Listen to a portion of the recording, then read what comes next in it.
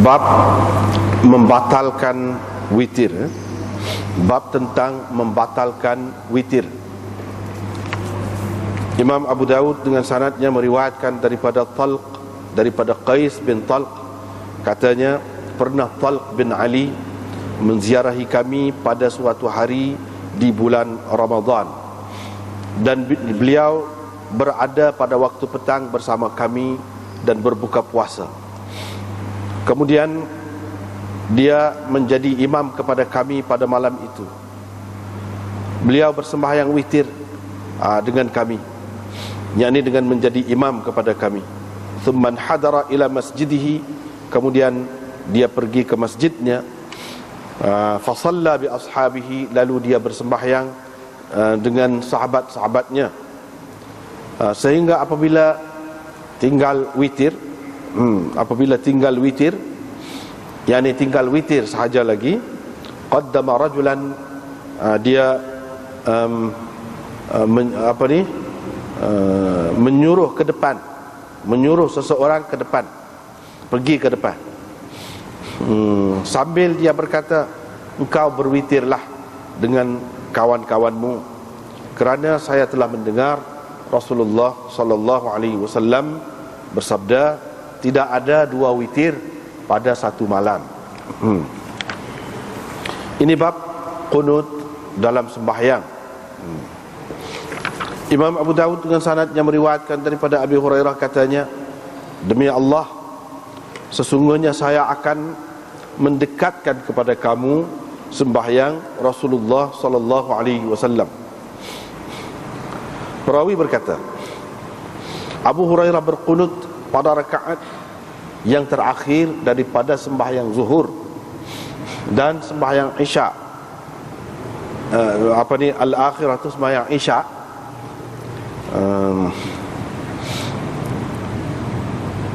Sebab sembahyang maghrib itu pun dia panggil isya juga. Ini isya yang kedua, isya yang akhir. Maksudnya sebab bahasa kita lah sembahyang isya. Dan bersembahyang subuh, beliau mendoakan untuk orang-orang mukmin dan melaknat orang-orang kafir. Dengan sanadnya Imam Abu Dawud meriwayatkan daripada Bara bahawa Nabi sallallahu alaihi wasallam selalu berkunut dalam sembahyang subuh. Ibnu Mu'adz menambahkan dalam riwayatnya, dan dalam sembahyang maghrib, yakni Nabi berkunut dalam sembahyang subuh dan sembahyang maghrib.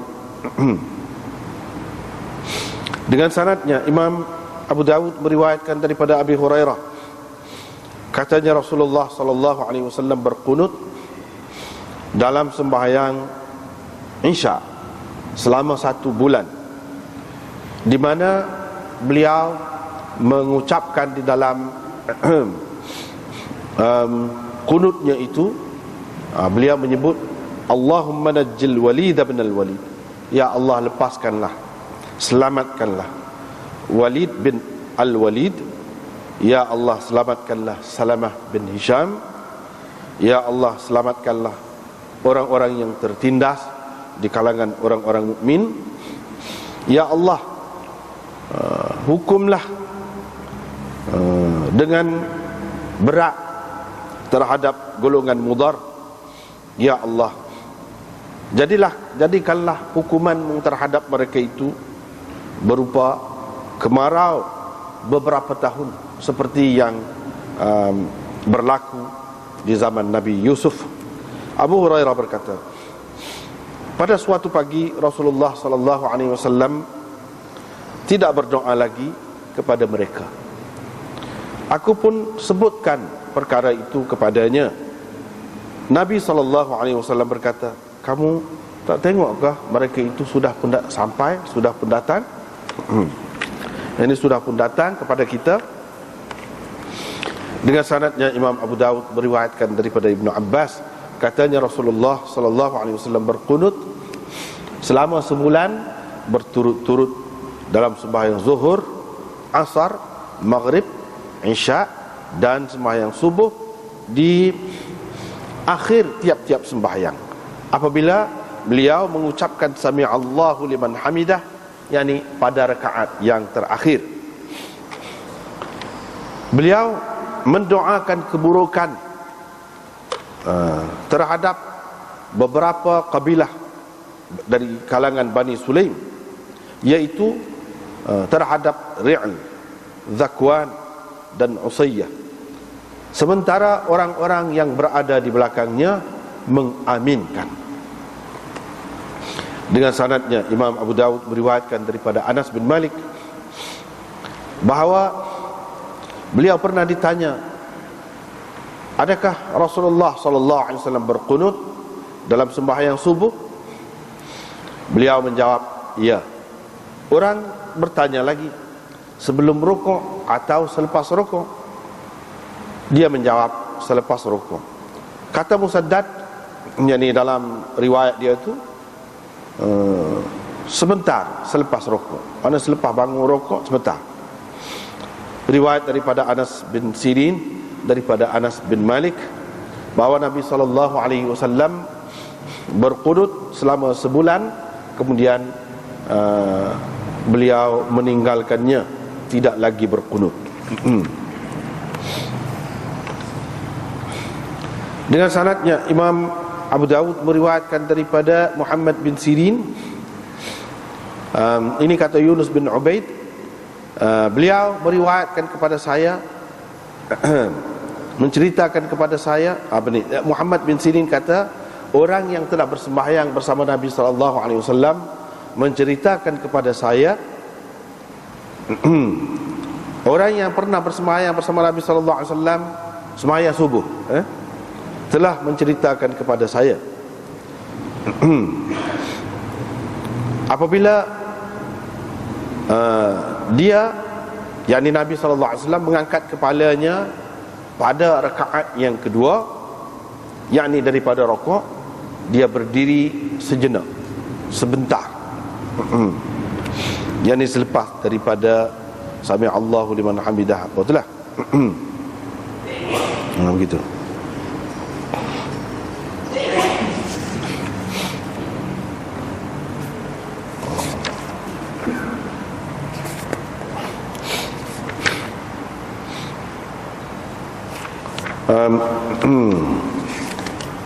Bab yang pertama malam ni masih lagi berkenaan dengan sembahyang witir. Cumanya bolehkah witir itu dibatalkan? Adapun cerita tentang witir hak lain-lain baru ni sudah kita baca dah. Ini tentang pembatalan witir.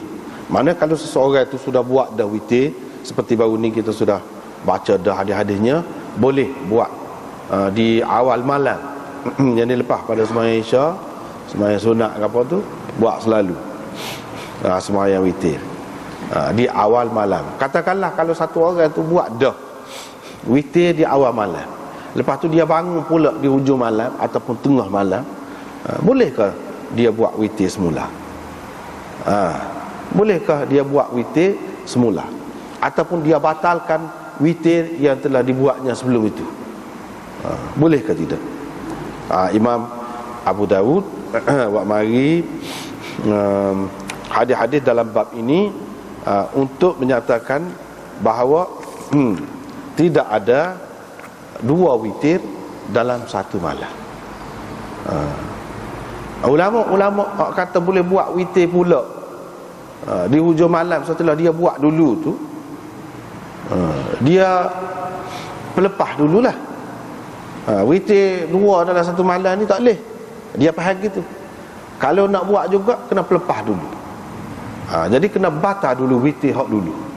Jadikan dia tu sebagai sembahyang biasa hak lain-lain, sembahyang sunat hak lain-lain. Bermakna orang yang terima gitu, dia pun melakukan witir sekali jugalah pada waktu malam. Cara dia lagu mana? Seperti akan kita tengok nanti. Lepas tu dia buat bagi hadis ni kan, hadis Talq bin Ali yang jadi tu imam tu, dia sudah sembahyang witir dah. Lepas tu dia pergi pula sembahyang dengan orang-orang ramai-ramai tu. Dia Bila siapa dekat witir, dia tak terima sembahyang witir. Dia suruh orang lain lah. Sebab apa? Sebab dia berpegang dengan tidak ada witir dua, tidak ada dua witir dalam satu malam. Dia pegang dengan tu. Maknanya kalau dia sembahyang pula, jadi dua kalilah sembahyang. Tak sah lah gitu. Tetapi bagi orang yang tak terima hak ni, dia katalah antara alasannya ialah hadis ni tak berapa kuat. Hadis ni tak berapa kuat, iaitu kerana adanya perawi di dalam dia itu, iaitu Qais bin Talq, iaitu anak pada Talq bin Ali itu. Perawi ni dipertikaikan oleh ulama. Jadi ada yang mengatakan dia ni tidak kuat, dhaif. Maka hadis ni tak boleh nak kemah sangatlah pegangnya. Bagi orang yang kata boleh buat pula tu, hadis ni nak kan, dia kena terima gitulah. Dia anggap hadis ni tidak kuat. Begitu juga dengan orang yang mengatakan boleh nak buat witir semula, walaupun dengan tidak membatalkan witir itu. Walaupun dalam hadis ni kata tak boleh witir dua kali dalam satu malam. Sebab dia kata boleh kita buat witir pula. Hadis ni tak apa kuat juga. Gitulah je. Tak apalah. Kebanyakan ulama mengatakan orang yang telah berwitir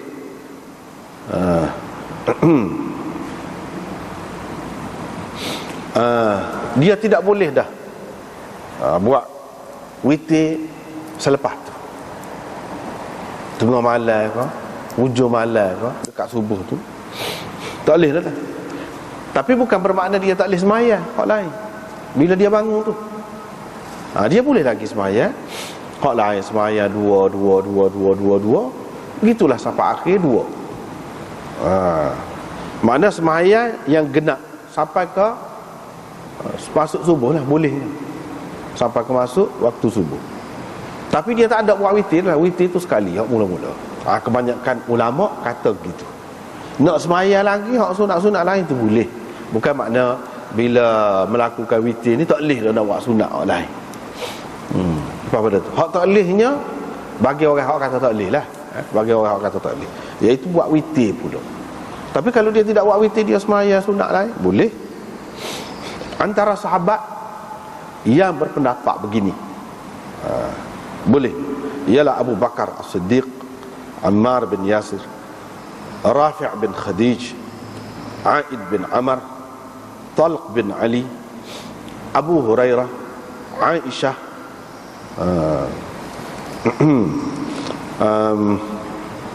dan ramai lagi orang-orang lain, sahabat-sahabat. Di kalangan tabi'in yang berpendapat begini ialah Sa'id bin Musayyab, Alqamah, Sya'bi, Ibrahim An-Nakhai, Sa'id bin Jubair, Makhul, Hasan Basri, dan lain-lain lagi. Yang mana riwayat-riwayat mereka ini ada tersebut di dalam kitab Musannaf, Musannaf Ibnu Abi Syaibah, yang mengumpulkan banyak riwayat athar, riwayat athar, ataupun riwayat-riwayat daripada sahabat dan tabi'in. Di kalangan tabi'in pula Tawus, Abu Mijlas. Di kalangan imam-imam besar pula Sufyan Ats-Tsauri, Malik, Ibnul Mubarak, dan Ahmad.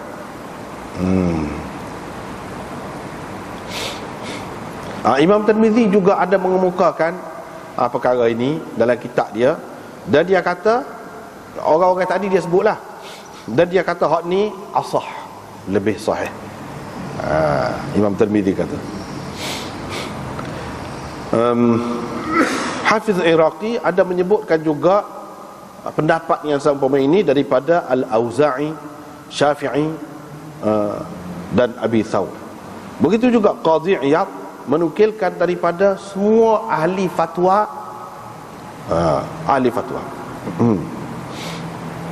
gitu.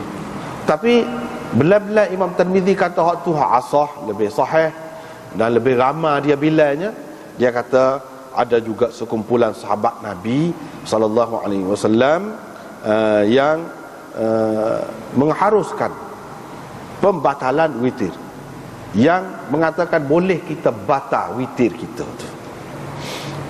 Iaitu lagu mana cara membatalkan witir tu? Dengan menambahkan 1 rakaat dulu. Katakanlah, awak muda ya, katakanlah lepas isyak satu orang tu dia semaya sunat 2 rakaat. Lepas tu dia malas dah nak buat lain, dia pun buat witir 3 rakaat. Maknanya 5 kan? Witir tu pada ganjil dah lah semaya dia tu. Jadi ganjil lah nombor 5 dah. Katakanlah banyak lagi bentuk lain. Ini satu bentuk. Bila dia bangun di hujung malam pula, dia sebelum pada nak semaya hak lain tu, dia buat sor. Dia tambah sor kan, bui salah, sor kan bui salah. Maknanya hak 5 tak dijadi nai kan, campur dengan hak ni. Jadi genap lah, tidak ganjil. Lepas tu dia semaya pula 2 sebanyak mana ni nak semaya dah. Hak akhir sekali 3 witir. Lagu itulah cara batal witir tu. Maknanya witir hak dia telah dibuat sebelum tidur, sebelum gapo tu, ditambah 1 biar jadi tidak ganjil, jadi genap. Bila genap maknanya bermakna dia membatalkanlah, dengan niat dia batal witir hak sebelum pada tu. Lepas tu dia buatlah sunat-sunat hak lain tu. Akhir sekali dia buat witir pula. Maknanya witir sah juga, tetapi dengan dibatalkan witir sebelumnya terlebih dahulu. Ini Imam Tirmizi sebutkan pendapat satu golongan hak kata begini. Dia kata dia kena tambah rakaat, lepas pada tu dia semayalah sebanyak mana dia nak semaya. Lepas tu dia berwitir di akhir semaya dia hak banyak-banyak tu, akhir sekali dia witir. Itu kata dia. Antara ulama besar, imam yang berpendapat begini ialah Ishaq. Itu dia sebut Ishaq, Imam Ishaq, iaitu tok guru kepada Imam Bukhari, Ishaq bin Rahawayh.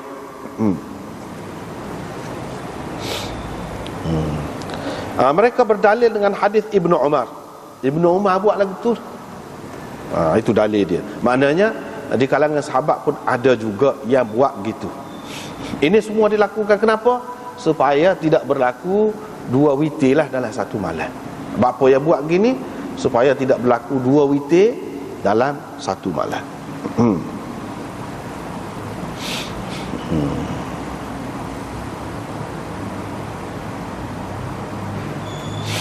Begitu. Adapun semaya sunat lain selepas witir itu tak apa. Nabi SAW ada buat, dan begitu juga sahabat-sahabat dia ramai ada buat. Masalah 2 witir itu masalah di sini.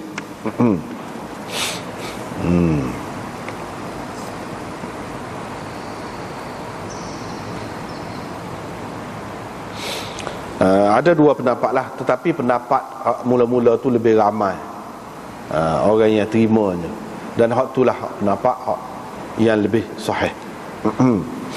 Yang lebih sahih.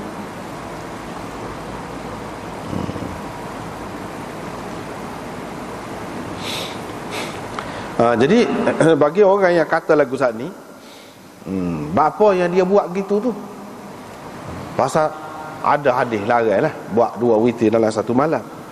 Kalau dia tidak semaya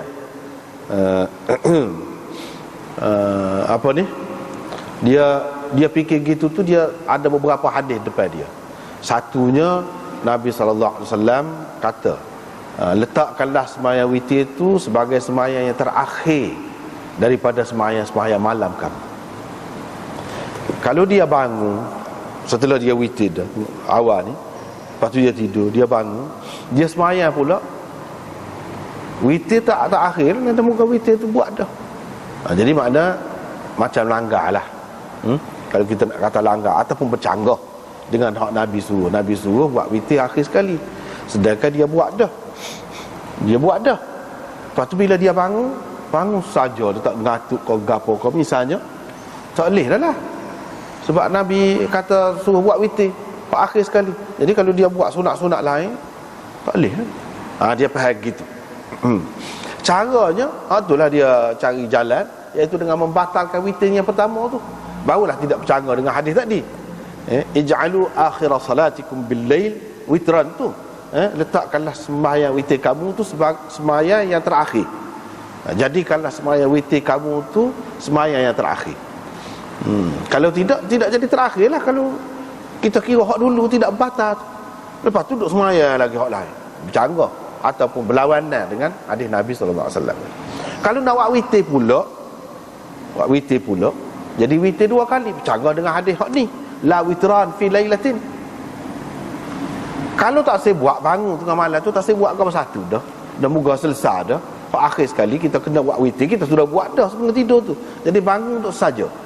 Sedangkan bangun tengah malam ni sembahyang tahajud ni digalakkan. Dalam Quran, dalam hadis pun ada digalakkan. Tak dapat pula kelebihan tu. Lagu mana cara penyelesaian? Jadi ada beberapa kemuskilan di hadapan orang ni. Maka dia berpendapat batal witir tu. Batal witir dengan cara tadi. Kepada orang yang mengatakan tak payah batal witir tu, sah je hak tadi lah. Hak Nabi SAW kata, letakkanlah di akhir sembahyang kamu tu witir, itu hak lebih molek. Hak lebih molek. Dan kalau dia bangun tengah malam, dia buat sembahyang sunat dulu hak lain-lain, akhir sekali tu molek dia buat witir ni, hak tu hak lebih molek. Bukan makna tak boleh selepas pada buat witir tu nak sembahyang hak lain-lain, tidak makna begitu. Dengan sebab itu mereka kata tak apa, kalau sudah buat dah witir dulu pada hak tu, tu benarnya. Ya, jadi yang berpendapat kata batal witir tu, maknanya mengikut mereka witir itu boleh dibatalkan. Tetapi bagi orang-orang yang tidak setuju dengan pendapat ni, dia timbulkan kemuskilan lah, banyak. Akibat apabila kita buat gitu tu jadi lagu mana? Bukan 2 witir kita buat pada malam tu, 3 jadinya. Banyak benar bercanggah. Sebab tu dia kata tak boleh. Kalau orang tu sudah buat witir dah pada hak tu, tak payah batal-batal. Sebab apa? Akan jadi 3 tu gini. 3 kali. Hak mula-mulanya awal malam tu, sebelum tidur tu. Hak mula-mula. Lepas pada dia, contoh kita tadi sembahyang 2 rakaat, lepas isyak, lepas tu dia pun sembahyang witir. Jadi 5 lah. Tu sah. Yang keduanya, dia sembahyang sah bila dia bangun tu kan, dia nak batal witir tu, dia sembahyang 1 rakaat. 1 rakaat ni gapo dia? Tak ada sembahyang 1 rakaat kecuali witir. Walaupun dia kata dia nak capurkan hak ni, hak rakaat dia dengan hak sebelum tu, jadi apa nama ni, genap, menjadi 6. Tapi itu agak jauh tu. Sebab apa? Telah dipisahkan oleh tidur, oleh buang air, berhadas, gapo semua tu boleh jadi buang rata dah. Tidur berapa jam dah. Tak ada kau sembahyang dia setelah tidur sekian lama sambung pula. Tak ada aku tu. Lepas tu sambung pula. Kalau kita kata sambung pula, so buat tunggal. Itu sifat witir tu lagu tu. 2 jadinya. 2. Yang ketiganya hak hujung malam tu bila dia buat, jadi 3 witir. Ini dengan sebab kita batas ni, dia berlaku 3 witir dalam satu malam. Kalau 2 tu Nabi SAW sudah larang dah, apatah lagi 3. Itu orang yang tidak setuju. Orang yang tidak setuju dia kata gitu. Tapi bagi orang yang kata boleh buat lagu tu, dan dia buat gini macam Ishaq tadi tu, imam besar tu, Ishaq tu, apa dia tu, guru kepada Imam Bukhari dan Imam Mujtahid juga dia tu. Dan dia pun ada sandaran juga daripada Ibnu Umar, sahabat-sahabat, walaupun tidak ramai. Lepas tu kita duduk muskil, kita kata buat macam mana, buat so tu capur hak dulu. Dah sahabat ada buat. Sahabat Ibnu Umar ni dia takut benar bid'ah ni. Mesti dia tahu daripada Nabi SAW buat gitu, walaupun dia tak oyak. Sebab sembahyang bukan boleh mereka sendiri. Pelik tu. Mana ada sembahyang dulu, lepas tu setelah berapa jam dah tidur, bangun, dikira sebagai sambung hak dulu. Mana boleh nak guna fikiran lagu tu? Tak boleh. Mesti dia tahu Nabi ada buat. Bila Nabi ada buat, tak apa, tidak bid'ah kan? Sebab itu dia buat. Kita tak boleh kata bid'ah sebab dia buat. Nabi ada buat. Sahabat tak royak Nabi, dia tengok Nabi buat gini pun, bila sahabat tu buat, bagi kita Ahlus Sunnah wal Jamaah ni payah selalu lah. Benda ibadat ni tak boleh main-main. Tak ada siapa dia pun boleh. Mereka boleh mengada-ngadakan, tak boleh. Mestilah dia ada tahu daripada Nabi SAW. Kita kena pegang gitu. Walaupun tak ada sebut dia tengok Nabi gini-gini, walaupun tak ada sebut, perbuatan dia tu menunjukkan mesti dia tahu daripada Nabi SAW. Boleh buat lagu. Soal kita kata hak tu tidak berapa kuat, hak ni lebih kuat, itu soal lain. Nak kata bid'ah tak boleh, nak kata salah tak boleh. Nak kata salah sampai ke peringkat bid'ah lah. Salah dari segi pendapat berbeza tu tak apa, memang ada tu kata itu salah pendapat tu. Hak tu kata kita salah, kita kata ke dia salah, tak apa, sekadar tu khata, orang panggil khata. Khata salah. Hak kita betul, misalnya kita kata sawab, hak dia khata salah, boleh tak betul. Tapi tak boleh kata hak kita hak, hak dia batil, tak boleh kata. Tak boleh kata lagi. Sebab batil ke apa, mengarut lah. Tidak mengarut.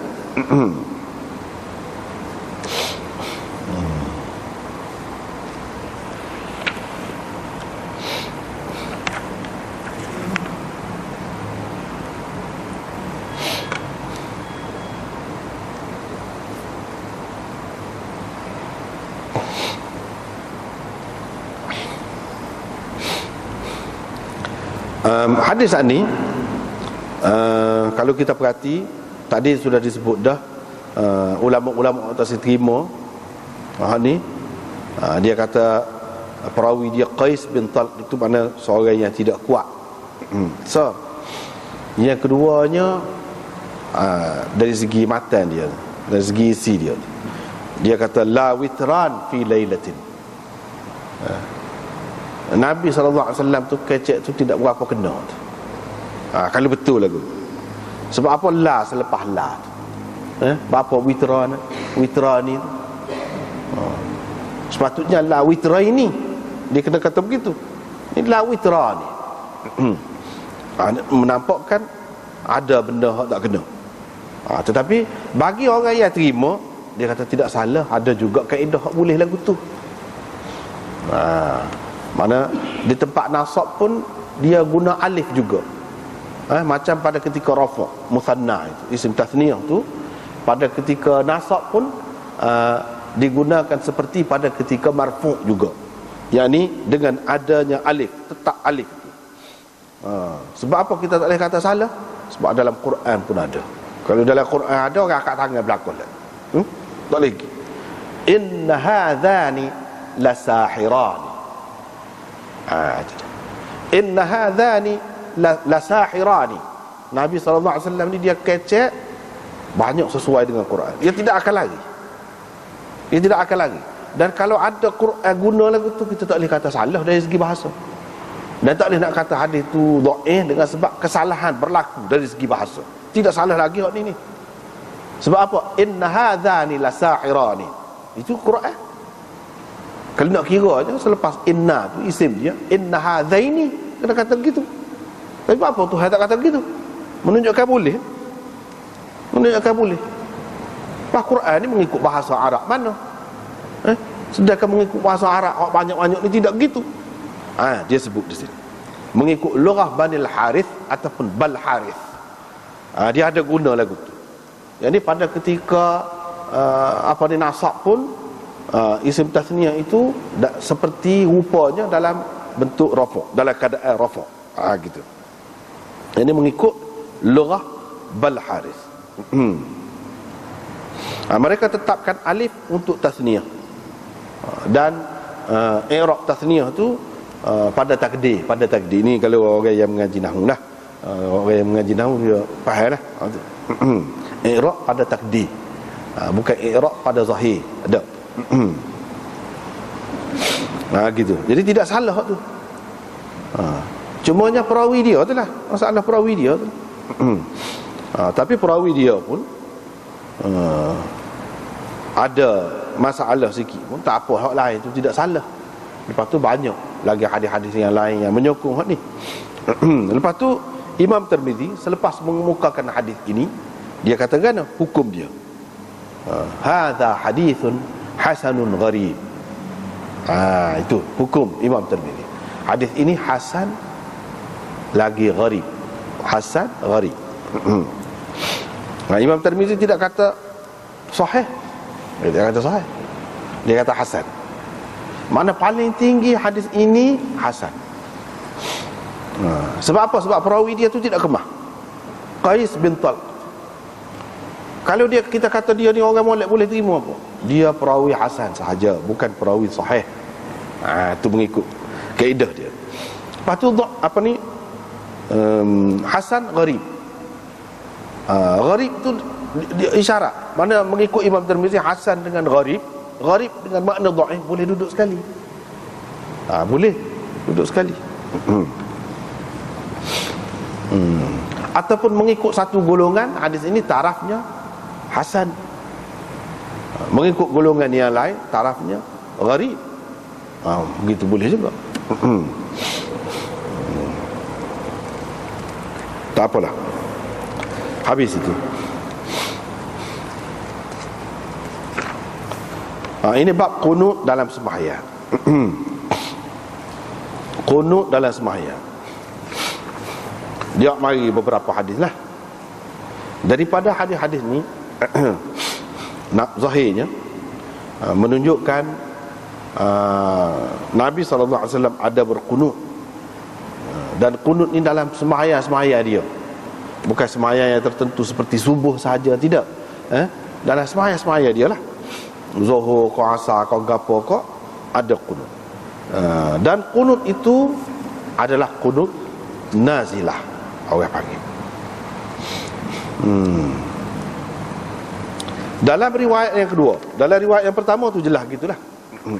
Dalam riwayat yang kedua, Nabi SAW berqunut dalam sembahyang subuh. Imam Abu Daud ambil daripada dua orang tu guru dia. Yang pertama Abul Walid. Tiga lah. Yang pertama tu kalau kita perhati, Abul Walid dan Muslim dan Hafaz, tiga dalam riwayat yang pertama. Tiga orang. Lepas tu dia ada sanak seorang lagi. Sebab apa? Sebab tak serupa lafaz dia tu. Kemudian waktu yang dia sebut tu, iaitu Ibnu Mu'ad.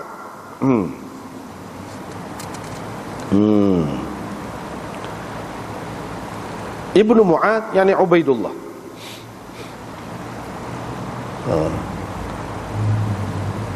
Ubaidullah bin Mu'ad, dia ni tok guru Imam Abu Daud. Ambil daripada ayah dia, ayah saya Mu'ad tu lah. Semua mereka ini ambil daripada Syu'bah. Jadi maknanya dalam sanad yang pertama tu tiga orang tok guru dia, sanad yang kedua satu orang, sanad yang lain iaitu Ibnu Mu'ad, mana 4 orang semua. 3 orang tu meriwayatkan kat subuhnya Nabi SAW berqunut dalam sembahyang subuh. Satu sanad lagi iaitu Ibnu Mu'ad lepas had. Ha tu nak ayat tahwil sanad, mana sanad lain pula. Sanad lain pula nak sampai ke Syu'bah. Kalau tadi sanad yang pertama, sanad yang kedua ni nak sampai ke Syu'bah ni sanad lain. Ibnu Mu'ad ada menambahkan dalam riwayat dia dan sembahyang maghrib. Itu dia. Bukan sembahyang subuh saja. Sembahyang subuh dan sembahyang maghrib Nabi berqunut.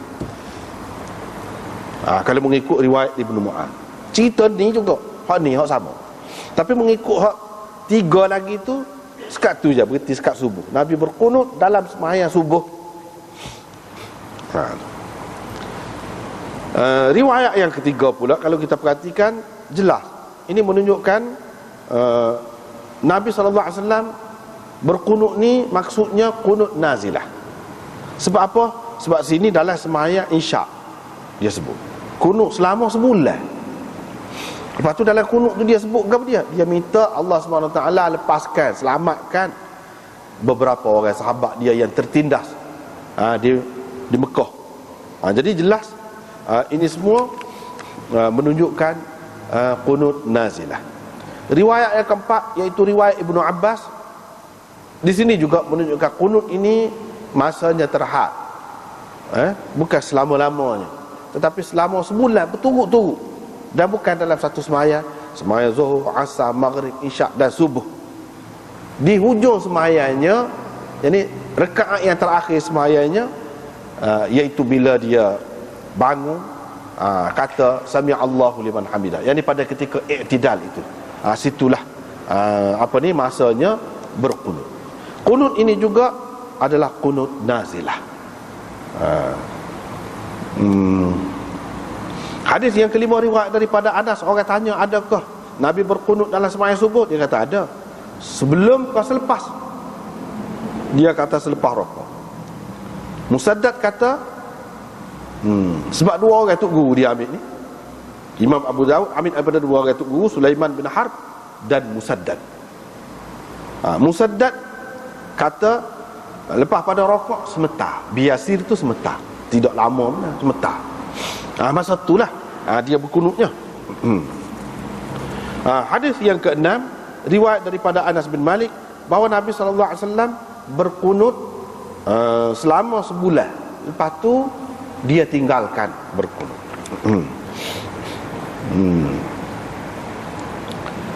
Dan hadis yang ketujuh, Muhammad bin Sirin kata, orang yang semaya dengan Nabi semaya subuh, dia royak saya, Nabi bila angkat kepalanya pada rakaat yang kedua tu, dia berdiri sebentar.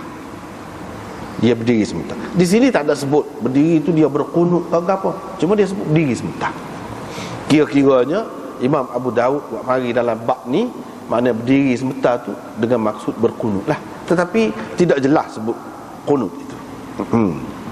Dan di sini pun disebut dalam sembahyang subuh juga. Itulah dari segi secara ringkasnya gambaran hadis itu. Kemudian kalau kita perhatikan berhubung dengan kunut dalam sembahyang ni banyak khilafnya. Yang pertama, kunut ni dalam berapa sembahyang adanya. Ada yang mengatakan kunut ni dalam sembahyang subuh saja. Ada yang mengatakan dalam sembahyang subuh dan witir. Witir itu pun bukan semua, separuh akhir bulan Ramadan saja. Ada yang mengatakan kunut ini ada semua, tapi dalam witir saja, dalam sembahyang lain-lain tak ada. Kecuali dalam keadaan berlaku peristiwa besar, peristiwa besar yang menyusahkan, malapetaka, ataupun perkara yang tidak baiklah menimpa orang Islam, baru ada kunut. Selagi orang panggil kunut nazilah. Berkenaan dengan kunut nazilah ni pula ada khilaf pula. Imam Abu Hanifah dan orang-orang yang sependapat dengan dia kata kunut nazilah ni hanya dalam subuh saja, bukan dalam semua sembahyang. Tapi Syafi'i kata dalam semua sembahyang. Begitu juga ahlul hadis kata semua sembahyang, iaitu pada i'tidal daripada rakaat yang terakhir tiap-tiap sembahyang. Pada masa itulah ada dalam sembahyang berlaku. Itulah khilaf. Ada juga yang mengatakan boleh. Subuh ni ada kunut dalam subuh. Siapa nak buat boleh, dia tak saya buat tak apa juga. Nak buat pun tak apa, tak buat pun tak apa, tidak perlu sujud sahwi ke gapo, tak perlu. Kalau tinggal. Itu beberapa pendapat.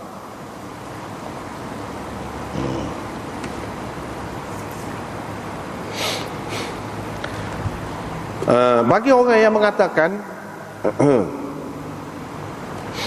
kunut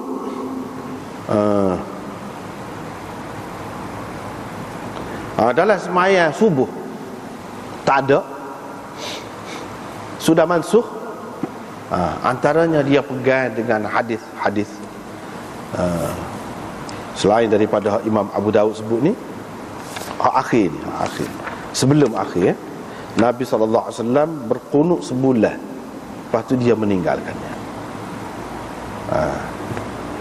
Mereka kata kunut ini kunut nazilah. Dah semaya subuh, dalam semaya subuh itu pun sebulan. Lepas pada tu dak. Lepas pada tu dak.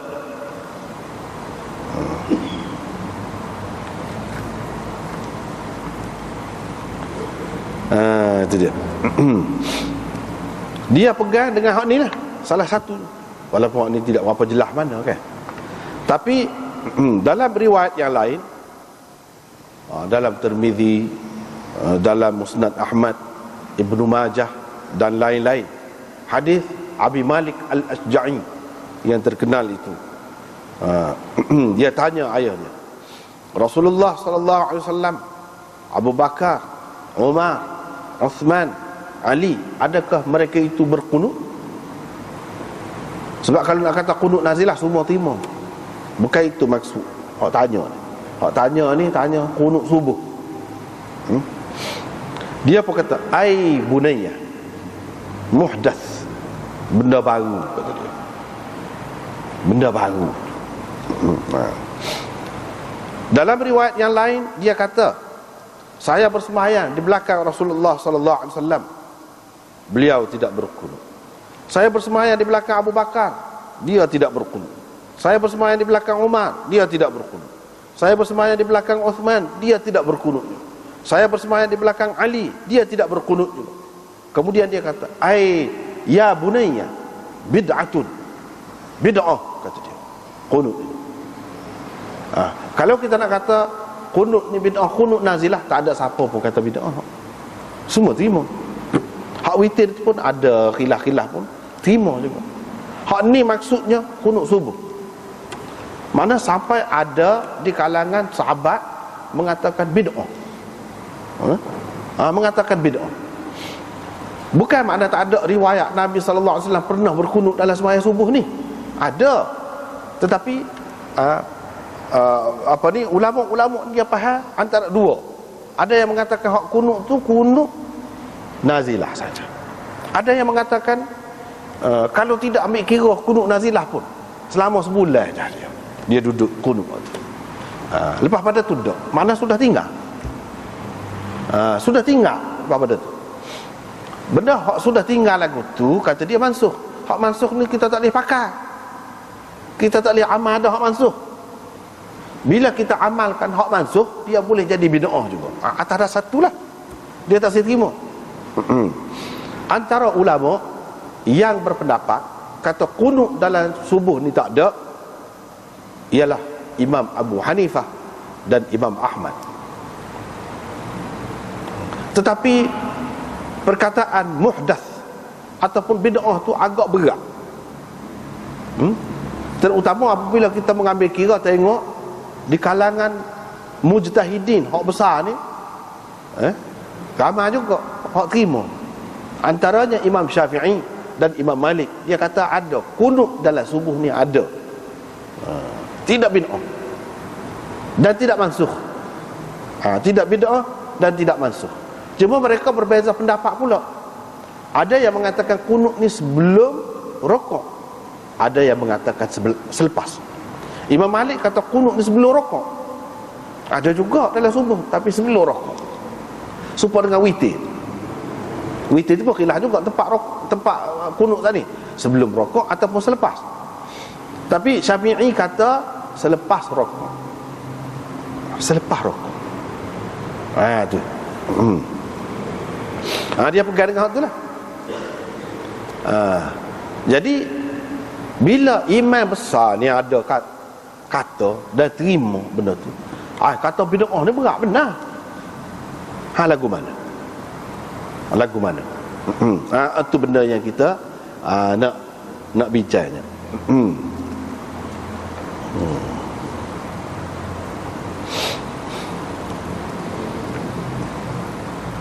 Kalau kita tengok dalam riwayat-riwayat ini,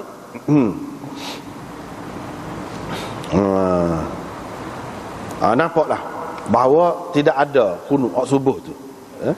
Kunut subuh tak ada. Tak ada jelas. Bahkan Nabi tinggal. Tapi kalau kita tengok dalam riwayat-riwayat yang lain banyak lagi hak tu hak ni. Tapi banyaknya yang dhaif.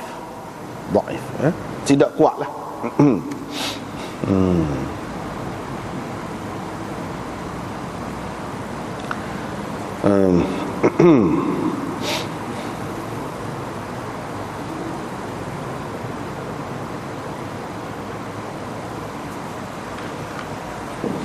Lepas tu dia sebut di sini banyaklah orang berpendapat gini, alik ni, duduk alik ni ke apa tu, macam-macam lah pendapat. Cuma kalau nak tengok sini kan, pada muka surat 270, boleh tengok situ. Orang-orang yang terima Nabi SAW berkunut, dia kata kunut terus lah. Sebab apa? Dia faham kana.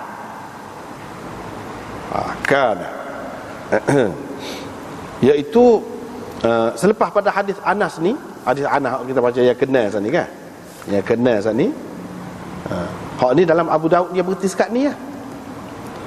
Anna Nabi sallallahu alaihi wasallam qanata syahran thumma tarakahu.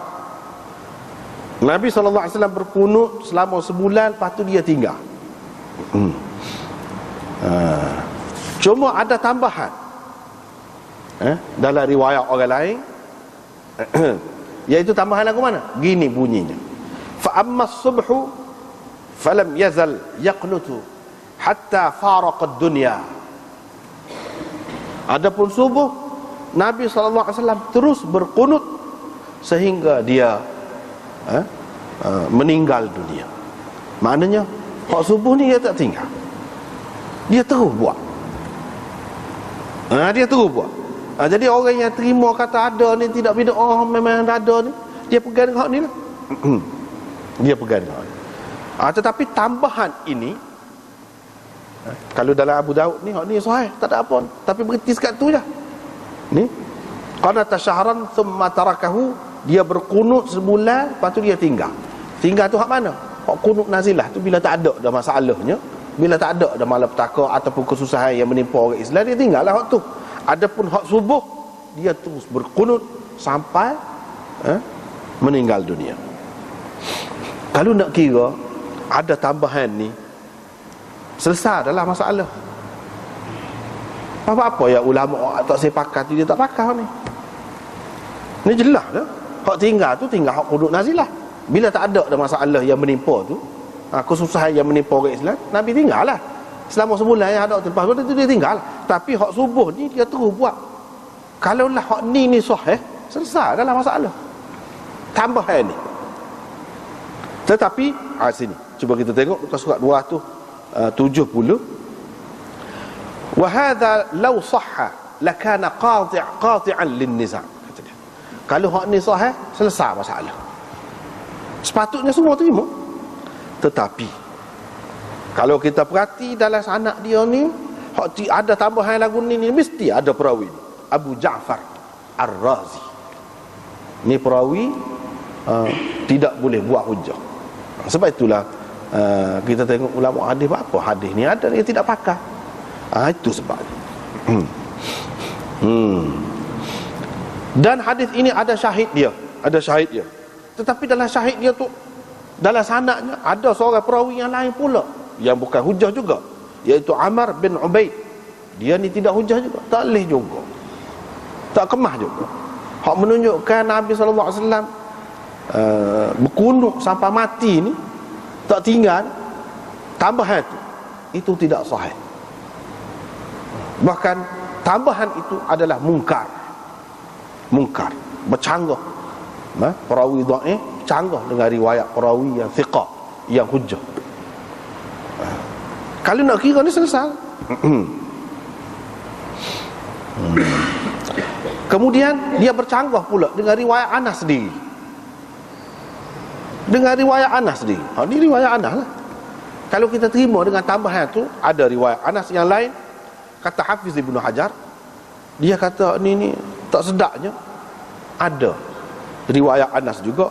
Orang kata kepada Anas, satu golongan mendakwa Nabi SAW berkunut terus dalam subuh, sembahyang subuh. Anas kata kadzabu, pelawak dia kata. Innama qanata syahran wahidan.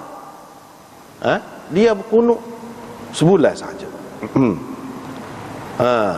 Dalam kunut tu dia mendoakan keburukan untuk beberapa kabilah orang-orang musyrikin. Tapi hak ni pun ada masalah juga sanak dia tu. Ada Qais.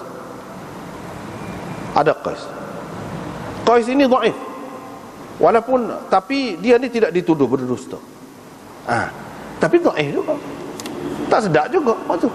Sebab itulah ulama jadi berbeza pendapat.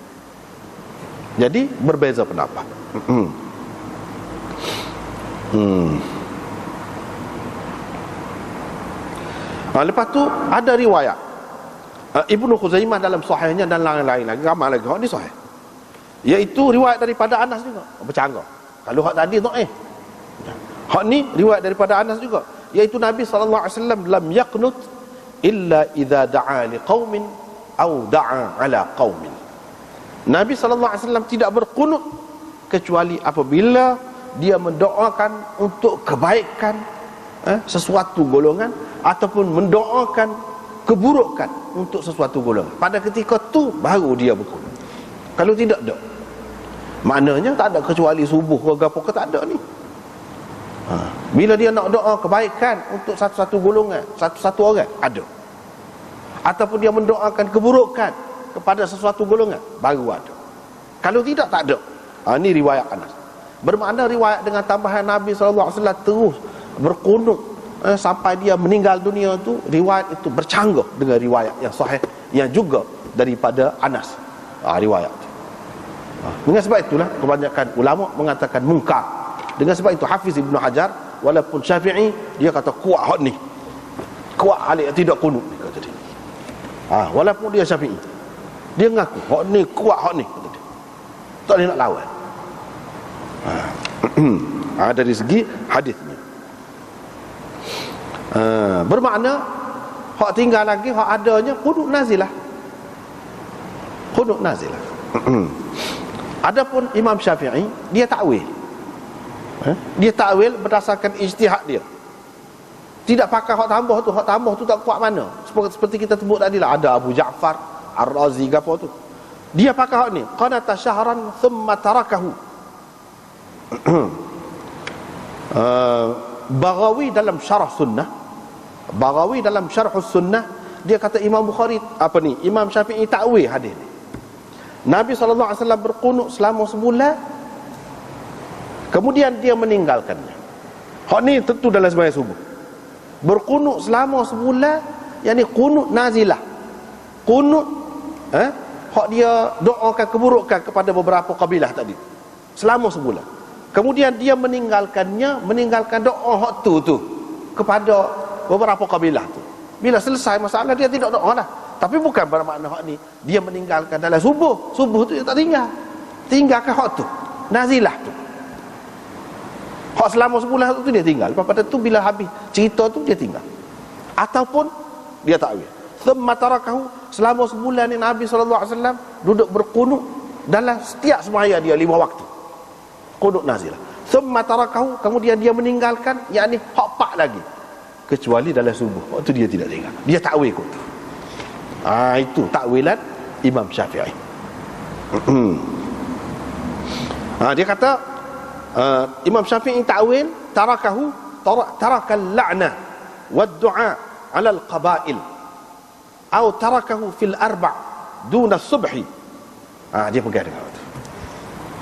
Tetapi itu takwilan, ijtihad. Hadis yang terang, tak ada. Hadis yang terang tak ada. Lepas tu dia duduk buat semacam lagu tu. Kalau nak ada pun adalah di sisi dia tu, adalah. Tetapi setakat yang ulama hadis tahu duduk tengok dalam kitab ni, ada masalah belakang. Kalau hak tetap buat tu, hak tu ada masalah belakang. Bagi dia seorang mujtahid, dia nak kata lagu tu kira-kiranya dia ada. Sebab apa? Takkan dia nak pegang dengan riwayat hak serupa Abu Ja'far tadi, riwayat Ammar hak bermasalah tadi. Kalau riwayat lagu tu dia tak boleh pegang. Ni masalah hukum. Masalah hukum tak boleh. Dia kena sekurang-kurangnya hasan. Kira-kiranya kita bersangka baik dengan imam-imam seperti Imam Syafi'i itu, dia adalah di sisi dia. Ataupun dia pakai hak ni, kemudian dia ijtihad berdasarkan ijtihad dia. Selesai masalah. Lepas tu orang hak kata, sahabat hak kata ni bid'ah ni gapo ni, dari segi benda ni sudah mansuh. Sudah mansuh. Kalau kita kata benda ni ada lagi, maknanya kita menetapkan sesuatu yang sudah mansuh. Itu bid'ah. Mengikut yang dia faham berdasarkan zahir yang dia tengok daripada Nabi SAW dan sahabat-sahabat besar tadi. Mereka tu tak ada buat. Padahal semua ulama tahu Abu Bakar, Umar, apa semua kunut belaka. Kunut mana? Kunut lain lah. Bukan kunut subuh tu. Adapun kunut subuh tu tak ada. Kalau ada pun sebelum pada tu, lepas pada tu tak ada. Kalau ada lagi apa tak buat? Itu apa nama ni, kata mereka. Sebab itulah jadi muhdath ataupun dia kata bid'ah tu. Hak kata bid'ah tu bukan orang kemudian, sahabat Nabi. Sahabat Nabi.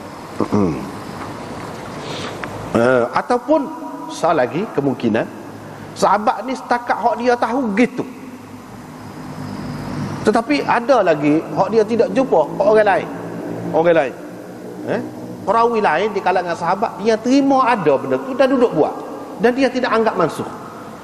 Mana kepada dia tidak bid'ah, sebab benda ni tidak mansuh. Tetapi kepada Abu Malik Al-Ashja'i gapo, hak dia tahu, berdasarkan dia tahu benda ni sudah mansuh, kalau orang terbaik buat juga jadi bid'ah. Bermakna ini termasuk dalam bid'ah yang mukhtalaf fiha. Bid'ah yang masih lagi ada khilaf. Maknanya kalau orang kata benda ni sudah mansuh, duk buat lagi, bid'ah. Tapi kalau orang tu kata tidak mansuh, tidak bid'ah. Bid'ah yang masih khilaf. Mana ada bid'ah ni yang disepakati oleh ulama, ada bid'ah tidak disepakati oleh ulama. Gitu penyelesaian dia. Kalau tidak, jadi parok lah. Imam Syafi'i, Imam Malik ni ahli bid'ah, takkan lagu tu. Takkan lagu tu. Dia adalah riwayat-riwayat yang lain. Abu Malik diriwayat setakat dia tahu, dia faham. Daripada 4 orang sahabat besar ni tidak buat ni, mana kira-kiranya selesai lah, tak ada. Tapi adakah kita boleh pastikan selain daripada sahabat, 4 orang besar ni orang lain tak ada buat seorang habuk pun? Tak boleh nak pasti gitu. Bahkan ada riwayat-riwayat daripada sahabat yang sahih, hak Nabi tu tak ada lah. Bagaimana sahabat lain hak kemudian ni yang buat? Kalau benda tu sudah mansuh, makna dia tidak tahu benda ni mansuh. Dia tidak anggap benda tu mansuh lah. Walaupun sahabat itu tidak sebesar Khulafaur Rasyidin, tapi sahabat tu boleh kita ikut juga ke mana-mana. Gitulah penyelesaian dia. Namun kita nak kata bid'ah dengan arti yang menyeluruh, umum tak boleh. Tak boleh lagi. Bukan caranya begitu. Sebab apa? Bid'ah ni mengikut pembahagian ulama, ada yang masih khilaf, ada yang tidak khilaf. Hak ni termasuk dalam hak khilaf. Seperti berbaring selepas daripada sembahyang sunat subuh, sebelum sembahyang subuh. Imam Malik ramalah hak kata di kalangan sahabat Sayyidina Umar kata bid'ah. Tapi Imam Nawawi terima, dia kata tidak bid'ah. Mana benda khilaf? Mana kalau kita nak buat lagu tu, kita boleh sunnah juga. Kita kata walaupun kita tak sembahyang sebelum pada tu, tak ada penat, Nabi tu ada maksud dia, bukan dia duduk sembahyang lawan dah. Sebelum pada tu, lepas tu dia sembahyang sunat subuh, dia rehat sebentar, nak ambil tenaga baru untuk nak sembahyang subuh panjang pula. Ada maksud. Dengan sebab itu berbaring dia tu kerana keadaan dia tu ada maksud. Bagi kita hak baru bangun ni, tak ada sembahyang kau satu sikit abuk ni sebelum pada tu, nak ke dia tidur tu baring tu. Ada Imam Nawawi tak sepakat. Walaupun kita tidak buat apa-apa pun sebelum pada tu, tak sembahyang pun, kita bangun dah mungkin ada Nabi buat gitu, kita gitu, kita boleh sunnah, tidak bid'ah. Maknanya contoh, itu satu contoh, banyak lagi lah hak lain-lain. Satu contoh bahawa bid'ah ini ada khilaf. Antaranya hak tadi, hak ni kata bid'ah, hak ni kata tidak bid'ah, hak ni kata tidak bid'ah. Begitulah.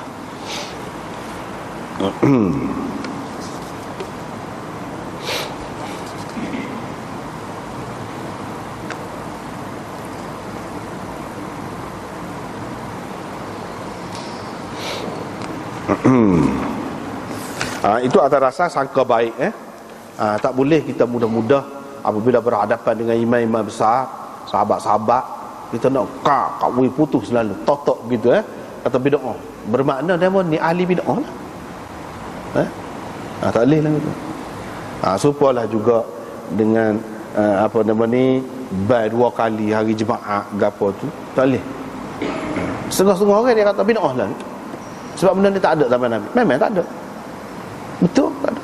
Tapi zaman Sayyidina Osman ada. Dan benda tu dilakukan dengan pengetahuan dia. Dia yang suruh.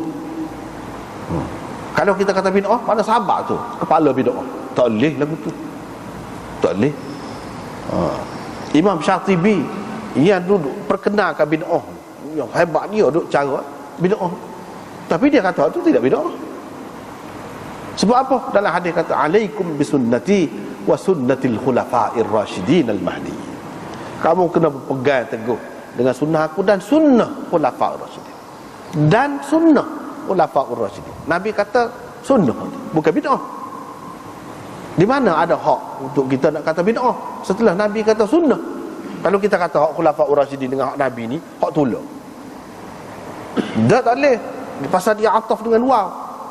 Pada sunnah Nabi, sunnah khulafa'ir rasyidin ada kena lain.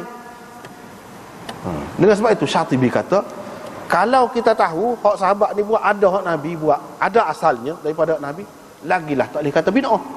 Kalau tak ada, kita tak tahu Nabi buat lagu tu, hanya tahu ada sahabat buat saja, pun kita tak boleh kata bid'ah. Pasal apa? Ni khulafa'ur rasyidin. Nabi sebut sunnatil khulafa'ir rasyidin. Dia dah mungkin hak tu, dia dah faham hak tu. Dia faham tu. Dengan sebab itu kita pilih jalan tu. Tak boleh gaduh nak kata bid'ah. Tapi hak sahabat kata bid'ah tadi kita takwil lah. Ada keadaan-keadaan tertentu bid'ah yang khilaf. Bid'ah yang khilaf.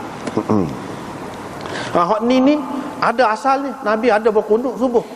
Ada. Cumanya khilaf duduk pada adakah ia sudah mansuh atau tidak. Ada yang mengatakan mansuh, ada yang kata tidak. Bukan Nabi tak pernah buat. Bid'ah ni benda tak pernah buat. Dan dia mau terima mansuh, dia mau tak boleh buat lah. Kalau buat juga bid'ah lah. Tapi kepada yang tidak terima ia sudah mansuh, dah gitu kedudukan. Baru selesai. Lepas pada tu babun fi fadli at-tatawwu' fil bait. Sekatulah. Wallahu a'lam.